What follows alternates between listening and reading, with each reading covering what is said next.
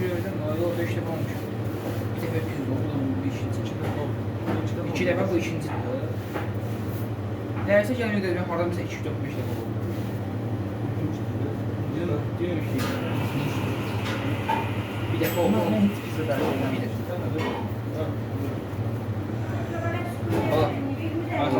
Abi bak ver də, götür də içindədir.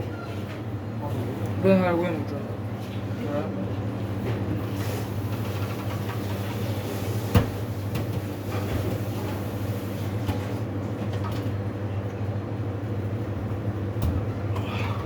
Gördünüz açılışı budur. Bu boyda mı? Bu balaca boyda. Bunun da böyle yok. Ama yine sarıldı. Depəriyə də keçib şey versinlər, sosunu versin bunu. Ona sosun yanardan. Bəli.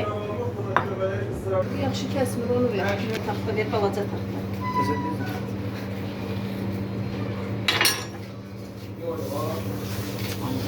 Baxın, mənə baxma, Səyid. Mənə nəyimə baxırsan? Mənə baxmaq istəsən, git TikTok'uma bir videolarıma baxarsan. Pizzaya bax.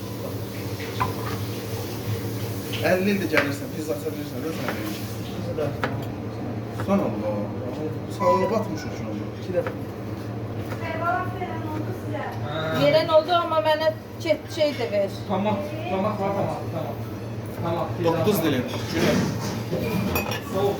Sosunu ver də ki, bunun sosu yoxdur. Ha, ver. Yoxdur burada. Burada yoxdur. Tomat sosu da vura bilərsən Güney. Tomat sukunu sos kimi vura bilərsən.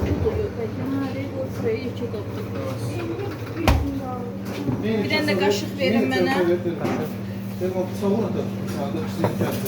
Qoy görə də. Sağlarını sizə şöyle. Değil, icazə ver şöyle.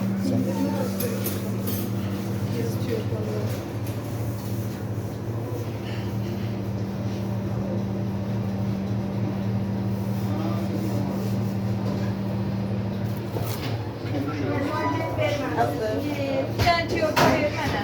Tiyorkanı verin mənə. Hər 3 dəfə toy olan getər tora. Yanına da lettuce salatı vurarsın.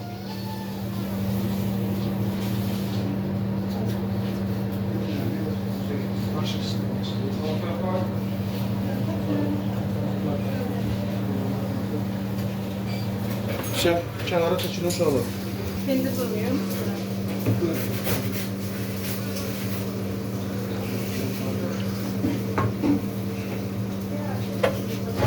Yol verir olur, əzlərsiz. Hə. Kim pizza təmir etmək istəyir?